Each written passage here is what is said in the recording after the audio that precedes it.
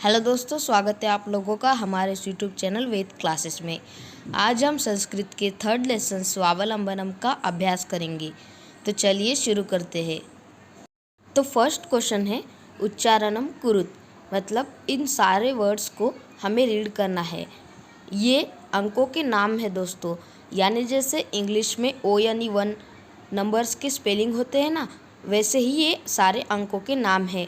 वो कौन से अंक है वो मैंने यहाँ पे लिखे भी है, आप चाहे तो लिख सकते हैं, वरना कोई ज़रूरत नहीं है। तो चलिए रीड करते हैं। फर्स्ट है विंशतः, मतलब 20। सेकंड है द्वाविंशतः, मतलब 22। चतुर्विंशतः यानी 24। पंचविंशतः यानी 25। अष्टविंशतः यानी 28। नवविंशतः यानी 29। त्रिंशतः यानी 30। द्वात्रिंशतः यानी 32। त्रयत्रिंशतः यानी 33। चतुर्त्रिंशतः यानी 34। अष्टत्रिंशतः यानी 38। नवत्रिंशतः यानी 39। चत्वारिंशत् यानी 40। द्विचत्वारिंशत् यानी 42। त्रयचत्वारिंशत् यानी 43। चतुर्चत्वारिंशत् यानी 44। सप्तचत्वारिंशत् यानी 47।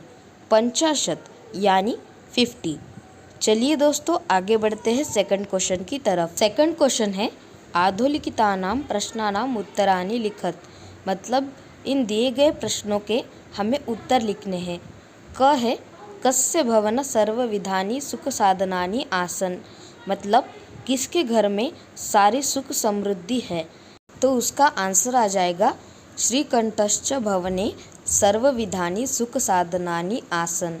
ख है कस्य गृहे कोपि भृत्यः नास्ति, मतलब किसके घर में कुछ सुविधाएं वगैरह नहीं थी।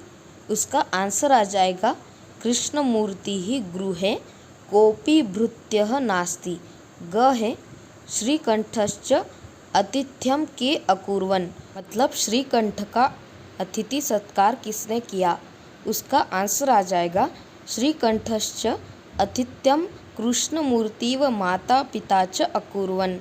घ है सर्वदा कुत्र सुखम, मतलब सुख किसमें है। उसका आंसर आ जाएगा सर्वदा स्वावलंबने सुखम। न है श्रीकंठः कृष्णमूर्ते गृह कदा आगच्छन्, मतलब श्रीकंठ जो है वो कृष्णमूर्ति के घर कब आया था। उसका आंसर आ जाएगा श्रीकंठः तेन सह प्रातः 9 तस्य गृहम् आगच्छत्। च है कृष्णमूर्तेः कति कर्मकराः सन्ति, मतलब कृष्णमूर्ति के घर कितने नौकर है। उसका आंसर है कृष्णमूर्तेः 8 कर्मकराः सन्ति। तो दोस्तों चलिए आगे बढ़ते हैं थर्ड क्वेश्चन की तरफ। थर्ड क्वेश्चन है चित्राणि गणयित्या तद्यः संकवाचन शब्दम लिखत, मतलब ये जो वस्तुएं दी गई है उन्हें हमें गिनकर वो कितने हैं वो संस्कृत में लिखना है। तो फर्स्ट वन है 18, मतलब फर्स्ट वन में 18 वस्तुएं दी गई है, तो उसे संस्कृत में अष्टादश कहते हैं। तो उसका आंसर आ जाएगा अष्टादश। सेकंड में हमें 21 आम दिए गए हैं, तो उसका आंसर आ जाएगा एकविंशतः। थर्ड क्वेश्चन में हमें 15 गेंदें दी गई है, तो उसका आंसर आ जाएगा पंचदश। फोर्थ वन में हमें 37 वस्तुएं दी गई है, तो उसका आंसर आ जाएगा षट्त्रिंशत्।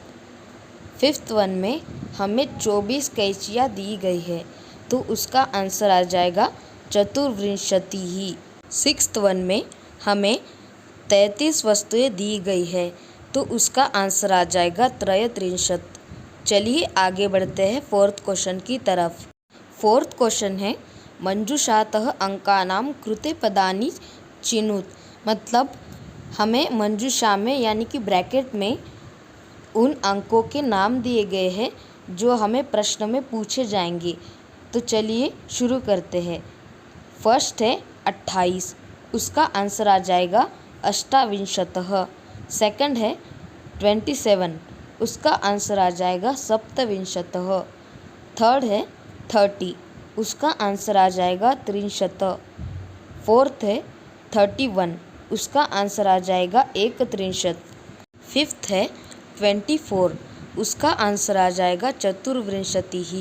सिक्स्थ है 40, उसका आंसर आ जाएगा चत्वारिंशत्। सेवेंथ है 50, उसका आंसर आ जाएगा पंचाशत्। चलिए आगे बढ़ते हैं फिफ्थ क्वेश्चन की तरफ। फिफ्थ क्वेश्चन है चित्रं दृष्ट्वा मंजुषातः पदानि च प्रयुज्य वाक्यानि रचयत। मतलब चित्रों को देखकर हमें मंजुषा में दिए गए शब्दों से वाक्य बनाने हैं। तो चलिए वाक्य बनाना शुरू करते हैं।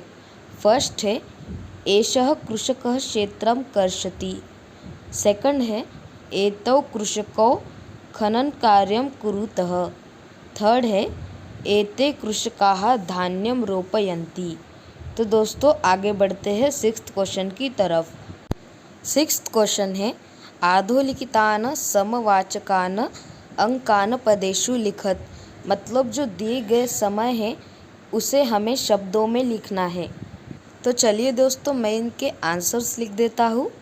यहाँ पे उदाहरण दिया गया है 10:30 यानी सार्धद्वादशवादनम, 7 यानी सप्तवादनम, 2:30 यानी स्वार्धद्विवादनम, 11 यानी एकादशवादनम, 4:30 यानी सार्धचतुर्वादनम, 1:30 यानी सार्ध-एकवादनम, 5 यानी पंचवादनम, 3:30 यानी सार्ध-त्रिवादनम, 9 यानी नववादनम, 12:30 यानी सार्ध-द्वादशवादनम, 8 यानी अष्टवादनम, 7:30 यानी सार्ध-सप्तवादनम।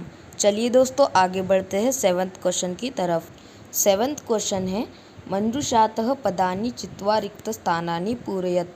मतलब मंजुषा में दिए गए शब्दों से हमें ये वाक्य पूर्ण करने हैं।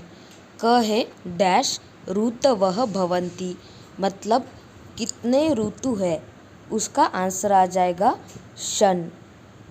ख है मासाः डैश भवन्ति, उसका आंसर है 12। ग है एकस्मिन् मासे डैश अथवा डैश दिवसाः भवन्ति, उसका आंसर है 30 और 31। घ है फरवरी मासे सामान्यतः डैश दिनानि भवन्ति, इसका आंसर मैंने बाजू में लिखा है, वो है 28। न है मम शरीरे डैश हस्तौ स्तः, तो उसका आंसर है 2। तो दोस्तों हमारा ये वीडियो ख़त्म हो चुका है। आपको हमारा ये वीडियो कैसा लगा कमेंट में ज़रूर बताइएगा और लाइक और सब्सक्राइब करना ना भूलें।